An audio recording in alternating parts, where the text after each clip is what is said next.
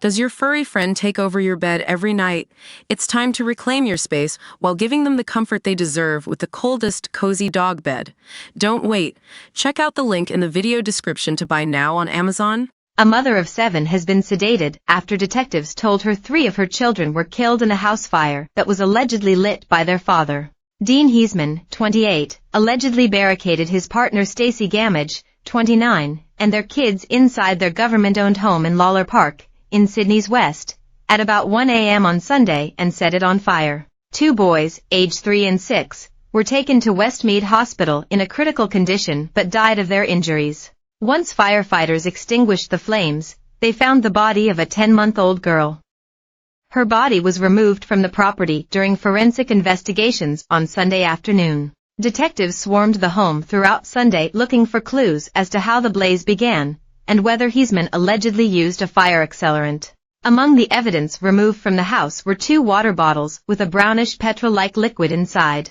Neighbors told Daily Mail Australia that all 3 front rooms of the home were quickly engulfed with flames, before power lines began to spark and snapped off the house. Witnesses say they heard Heisman yelling, "Let me die here," as he allegedly tried to stop neighbors and emergency services from saving his children. Neighbor Jared Hawkins, whose daughter was friends with one of the surviving children, was hailed a hero after rushing to the burning home and saving a 9-year-old girl and her 3 brothers, aged 4, 7 and 11. The eldest boy told his rescuers, "Dad tried to kill me." Once Mr. Hawkins left the burning home with 4 children, they were placed on the other side of the road before another neighbor, Damien Dubois, decided to move them away from the scene. "I had the 4 kids and they were cold, so we picked them up and took them into the back room of my place," Mr. Dubois told Daily Mail Australia. "I was trying to console them.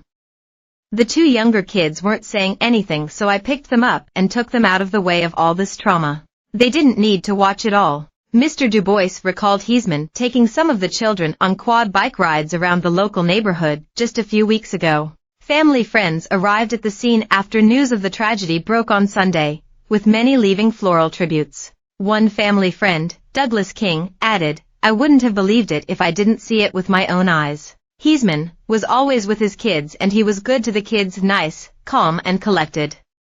"He was telling me last year he had a newborn on its way." Mr. King said he was shattered by the tragedy because he thought Heisman, who he affectionately called Dino Remo and Dino the albino, was a respectful person with morals. He added, "Dino was a good person.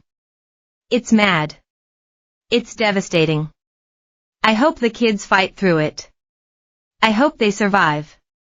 I feel bad for Stacey." Another said, "I've known Dino since we were grasshoppers in preschool and I can't believe this." You have to talk to someone if you're feeling down. During a press conference on Sunday, Blacktown Police Acting Superintendent Jason Pietruszka said Mr. Hawkins' actions at the scene saved further lives from being lost. He was unable to confirm whether Heisman was armed while trying to stop others from entering the property, but he said that would be a line of inquiry within the coming days. Homicide Squad Detective Superintendent Danny Doherty said police were treating the fire as a domestic-related multiple homicide.